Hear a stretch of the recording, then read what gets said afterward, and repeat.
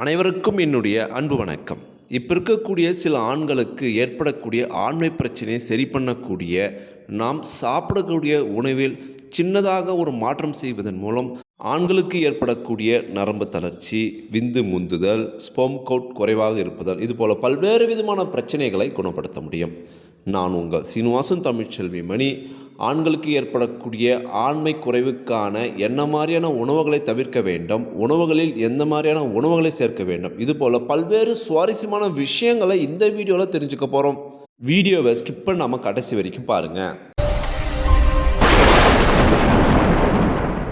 இது வரைக்கும் இந்த சேனல் நீங்கள் சப்ஸ்கிரைப் பண்ணாமல் இருந்தீங்கன்னா உடனே சப்ஸ்கிரைப் பண்ணுங்கள். மேலும் பக்கத்தில் ஒரு பெல் ஐக்கான் இருக்கும், அந்த பெல் ஐக்கானும் ப்ரெஸ் பண்ணுங்கள். நான் கொடுக்குற ஒவ்வொரு வீடியோவும் உங்களுக்கு உடனடியாக நோட்டிஃபிகேஷனாக வந்துடும். ஆண்களுக்கு ஏற்படக்கூடிய ஆண்மை சம்பந்தமான பிரச்சனைகளான நரம்பு தளர்ச்சி, விந்து முந்துதல், ஸ்பெர்ம் கவுண்ட் குறைவாக இருப்பதால் மற்றும் நீர்த்து போதல், மேலும் பல்வேறு விதமான பிரச்சனைகள் சொல்லலாம். இதெல்லாம் ஆண்களுக்கிட்ட இருக்கக்கூடிய தவறான சில உணவு பழக்கம் மற்றும் மது பழக்கத்தால் ஏற்படுது. இதை அன்றாட நம்ம சாப்பிடக்கூடிய உணவு முறைகளில் சத்தான உணவுகள், நம்முடைய ஆண்மை அதிகரிக்கக்கூடிய உணவுகளை சேர்த்தாலே பின்விளைவுகள் இல்லாமல் எந்தவித சைடு எஃபெக்டும் வராமல் ஆண்மையை அதிகரிக்க முடியும். முதல்ல என்ன மாதிரியான விஷயங்களை நம்ம தவிர்த்தோம் அப்படின்னா ஆண்மை குறைவு ஏற்படாமல் இருக்க முடியும். நம்ம ஸ்பைசிஸ் அதிகமான உணவுகளை எடுத்துக்கொள்ளக்கூடாது. மேலும் இரவு நேரங்களில் எண்ணெயில் பொரித்த உணவுகளை உண்ணக்கூடாது. மசாலா பொருட்கள் அதிகமுள்ள உணவுகளையும் நாம் தவிர்க்க வேண்டும். இவ்வாறு செய்வதன் மூலம் ஆண்களுடைய ஆண்மை குறையாமல் தடுக்க முடியும். இரண்டாவது விஷயமாக ஜங்க் ஃபுட் அப்படின்னு சொல்லக்கூடிய உணவுகளை நாம் தவிர்க்க வேண்டும். இந்த உணவுகள் சுவைக்காக உப்பு சுவையை அதிகரிப்பார்கள். இதில் ப்ரிசர்வேட்டிவ் அதிகமாக மிக்ஸ் பண்ணியிருப்பாங்க. இதில் உப்பு தான் அதிகமாக இருக்கும். இந்த உணவுகள் நாம் அதிகமாக எடுத்துக்கொள்ளும் போது ஆண்களுடைய ஆண்மைத்தன்மை படிப்படியாக குறைந்துவிடும். பல்வேறு விதமான பாலியல் பிரச்சனைகள் ஏற்படும். மூன்றாவது விஷயமாக ஆண்களுக்கு உடல் உஷ்ணம் அதிகரிக்காமல் இருக்க வேண்டும். உடல் உஷ்ணம் அதிகரித்தால் ஆண்களுடைய ஸ்பெர்ம் கவுண்ட் படிப்படியாக குறையும். பொதுவாக உடல் உஷ்ணத்தை குறைக்க நம்ம முன்னோர்கள் பயன்படுத்திய மிக எளிமையான ஒரு முறை பார்த்திங்கன்னா எண்ணெய் குளியல். இந்த எண்ணெய் குளியலை நாம் தினமும் செய்வதன் மூலம் உடல் உஷ்ணம் குறையும். மேலும் நாம் சாப்பிடக்கூடிய உணவுகளில் நீர் சத்து அதிகமுள்ள காய்கறிகளை நாம் சேர்த்து கொள்ள வேண்டும். முள்ளங்கி, சௌச்சௌ, புடலங்காய், சுரக்காய், வெள்ளை பூசணி, இதுபோல் நீர் சத்து அதிகமாக உள்ள காய்கறிகளை அதிகமாக சாப்பிடுவதன் மூலம் உடல் உஷ்ணம் குறைந்து ஆண்களுடைய ஆண்மைக்கு எந்தவித பாதிப்பும் ஏற்படாத வண்ணம் நாம் தடுக்க முடியும். அடுத்த விஷயமாக டீ, காஃபி சாப்பிடுவது நல்லதுதான். ஆனால் அளவுக்கு அதிகமாக ஒரு ஆண் டீ, காஃபி சாப்பிட்றாங்க அப்படின்னா இதுவும் ஆண்மையை குறைக்கக்கூடிய ஒரு விஷயமாக சொல்லப்படுது. அதனால் டீ, காஃபி ரொம்ப அதிகமாக சாப்பிடுவதை நீங்கள் தவிர்த்து கொள்ள வேண்டும். அளவுக்கு அதிகமாக மது பழக்கம் மற்றும் புகைப்பழக்கம் இதுவும் ஆண்மையை குறைக்கக்கூடிய மிகவும் ஆபத்தான ஒரு பழக்கமாக சொல்லப்படுது. மேலும் இரத்தத்தில் இருக்கக்கூடிய டாக்ஸிக் சம்பந்தமான விஷயங்கள் ஒரு ஆணின் ஆண்மையை மிக வேகமாக குறைத்திடும். அதனால் இரத்தத்தை சுத்தமாக வைத்திருக்க வேண்டும். இரத்தத்தை சுத்தமாக வைத்திருப்பதற்கு வைட்டமின் சி நிறைந்த உணவுகளையும் பழங்களையும் நம்ம எடுத்துக்கணும். ஆரஞ்சு பழம், நெல்லிப்பழம் இவை வைட்டமின் சி மற்ற காய்கறிகள், பழங்களை விட அதிகமாக இருக்கக்கூடிய ஒரு பழங்கள். இந்த பழங்கள் நீங்கள் தினமும் சாப்பிட்டாலும் சரி, அல்லது வாரத்துக்கு 2 முறை அல்லது 3 முறை சாப்பிட்டாலும் சரி, இரத்தத்தில் இருக்கக்கூடிய டாக்ஸிக் வெளியேறிவிடும், இரத்தம் சுத்தமாகும். இதனால் நல்ல வலிமை பெற்று ஆண்மை அதிகரிக்கும். அடுத்த ஒரு விஷயமாக தூக்கமின்மை. குறைந்தது ஒரு ஆண் 7 மணி முதல் 8 மணி நேரம் வரை தூங்க வேண்டும்.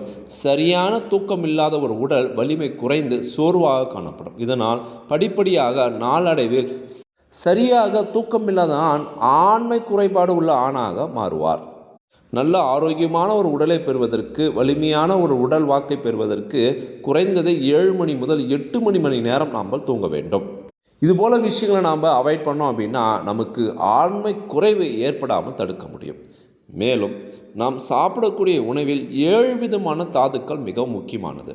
அதில் நமக்கு ஆண்மையை அதிகரிக்கக்கூடிய, விந்தணுக்களின் வலிமையை அதிகரிக்கக்கூடிய உணவுகளாக கால்சியம், புரோட்டீன், மெக்னீசியம், சிங்க் அப்படின்னு சொல்லக்கூடிய 4 வகையான தாதுக்களை சொல்கிறாங்க.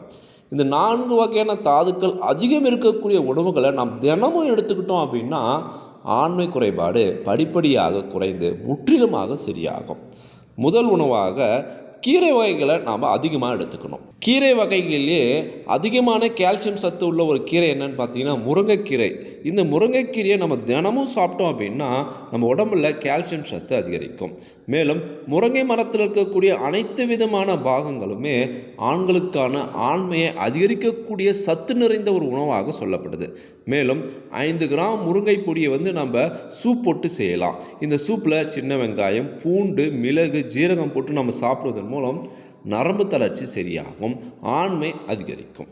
அடுத்து முருங்கை பிசின். இந்த முருங்கை பிசினில் அயன் இருக்குது, கால்சியம் இருக்குது, உடலை குளிர்ச்சியாக்கக்கூடிய சத்து இருக்குது. இந்த முருங்கை பிசினை நாட்டு மருந்து கடையிலேருந்து நீங்கள் வாங்கிட்டு வந்து நல்லா வாஷ் பண்ணிவிட்டு இரவு தண்ணியில் நீங்கள் 1 டம்ளர் தண்ணியில் போட்டு ஊற வச்சுட்டு காலையில் நல்லா மிருதுவாக சாஃப்டாக மாறிடும். அதை பாலில் போட்டு நீங்கள் குடிச்சிங்க அப்படின்னா உடல் சூடு முற்றிலுமாக குறையும்.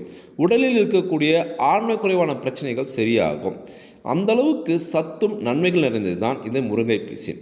அடுத்து முருங்கை விதை. இந்த முருங்கை விதையை நெய்யில் போட்டு வறுத்து பொடியாக்கி பாலில் மிக்ஸ் பண்ணி சாப்பிடுவதன் மூலம் விரைவீக்கம் அப்படின்னு சொல்லக்கூடிய பிரச்சனை குணமாகும். விரைவீக்கம் ஏற்பட்டால் அதீதமான வலியும் வேதனையும் இருக்கும். இதுவும் ஒரு விதமான ஆண்மை குறைபாடு உள்ள ஒரு பிரச்சனையாக சொல்லப்படுது. இந்த முருங்கை விதையை நெய்யில் வறுத்து சாப்பிடுவதன் மூலம் விரைவீக்கம் அப்படின்னு சொல்லக்கூடிய பிரச்சனை குணமாகும். அடுத்த ஒரு கீரை வகையாக கல்யாண முருங்கை. இந்த கல்யாண முருங்கை இலையை நல்லா சாறு எடுத்து 50 ml காலையில் வெறும் வயிற்றில் குடித்து வருவதன் மூலம் ஆண்களுக்கு ஏற்படக்கூடிய ஆண்மை பிரச்சனை சரியாகும். அடுத்த ஒரு கீரை வகையாக மண் தக்காளி கீரை. இந்த மண் தக்காளி கீரை என்பது உடல் உஷ்ணத்தை குணப்படுத்தும், வயிற்று குடலில் இருக்கக்கூடிய புண்களை ஆற்றும், வாயில் இருக்கக்கூடிய புண்களை ஆற்றும். இந்த முருங்கைக்கீரையை பருப்புடன் சேர்த்து துவையலாக சாப்பிடுவது நல்ல ஒரு முன்னேற்றத்தையும் நல்ல ஒரு குளிர்ச்சியும் உடலுக்கு தரும். அடுத்து கால்சியம், புரோட்டீன் சத்து நிறைந்திருக்கக்கூடிய வேர்க்கடலையை நாம் தினமும் சாப்பிடலாம். இரவில் ஊற வைத்து காலையில் சாப்பிடுவதன் மூலம் நமக்கு கால்சியம், புரோட்டீன் சத்து அதிகரிக்கும். இதனால் உடல் நல்ல வலிமையாக ஆற்றல் பெற்றதாக இருக்கும். அடுத்து ஓரித தாமரை அப்படின்னு சொல்லக்கூடிய ஒரு மூலிகை செடி. இந்த மூலிகை செடியிலிருந்து கிடைக்கக்கூடிய மருந்தை நாம் சரியான முறையில் சாப்பிடுவதன் மூலம் ஒலிகோஸ்பெர்மியா, லேசோஸ்பெர்மியா, மொட்டிலிட்டி இது போல் பல்வேறு விதமான பிரச்சனைகள் சரியாகும். அதாவது ஸ்போம் வாட்டர் ஸ்போம் அப்படின்னு சொல்லுவாங்க, விந்து நீர்த்து போதல் அப்படின்னு சொல்லுவாங்க. இந்த விந்து நீர்த்து போதலை சரி பண்ணக்கூடிய ஒரு விஷயம், அதை கெட்டியாக்கக்கூடிய விஷயம் ஓரிதழ் தாமரை அப்படின்னு சொல்லக்கூடிய இந்த மூலிகை செடிக்கு உண்டு. இதை நீங்கள் நாட்டு மருந்து கடையில் டைரெக்டாக ஓரிதழ் தாமரை பொடி அப்படின்னு கேட்டிங்கனாலே கொடுத்துருவாங்க. இந்த பொடியை துளசி சாறு அல்லது கருந்துளசி சாறுடன் நல்லா மிக்ஸ் பண்ணி 3 அல்லது 5 நாள் நீங்கள் வெயிலில் வைக்கணும். அதுக்கப்புறம் இது கற்ப மருந்தாக தேனில் கலந்து காலையிலும் இரவிலும் நம்ம சாப்பிட்டு வந்தோம்னு வச்சுக்கோங்களேன், ஆண்மை குறைவு முற்றிலுமாக சரியாகும், விந்து நீர்த்து போதல் சரியாகும், விந்து நல்லா கெட்டியாக மாறும். ஆண்மை குறைவுக்கு பல்வேறு விதமான மருந்துகளை நாம் ஆங்கில முறையில் எடுத்துக்கணும். இதனால் பின்விளைவுகளும் அதிகமாக இருக்கும். நாம் சாப்பிடக்கூடிய உணவு முறைகளிலே நம் ஆண்மை குறைவை சரி செய்யக்கூடிய பல்வேறு சத்துக்கள் நிறைந்த உணவுகளை நம்ம தேடி எடுத்து சாப்பிட்டோம் அப்படின்னா ஆண்மை குறைவை பிரச்சனையை முற்றிலுமாக சரி செய்ய முடியும். நான் சொன்ன தகவல் உங்களுக்கு ரொம்பவும் பயனுள்ளதாக இருந்திருக்கும் அப்படின்னு நான் நினைக்கிறேன். இந்த வீடியோ பற்றி உங்களுடைய கருத்துக்கள் என்ன அப்படின்னு மறக்காமல் கமெண்ட் பாக்ஸில் கமெண்ட் பண்ணுங்கள். இந்த வீடியோவை அனைவருக்கும் ஷேர் பண்ணுங்கள். நம்மளுடைய தமிழ் டெக்னாலஜி சேனலை சப்ஸ்கிரைப் பண்ணுங்கள், லைக் பண்ணுங்கள். மீண்டும் அடுத்த ஒரு சுவாரஸ்யமான வீடியோவில் சந்திப்போம். தேங்க்யூ ஃபார் வாட்சிங்.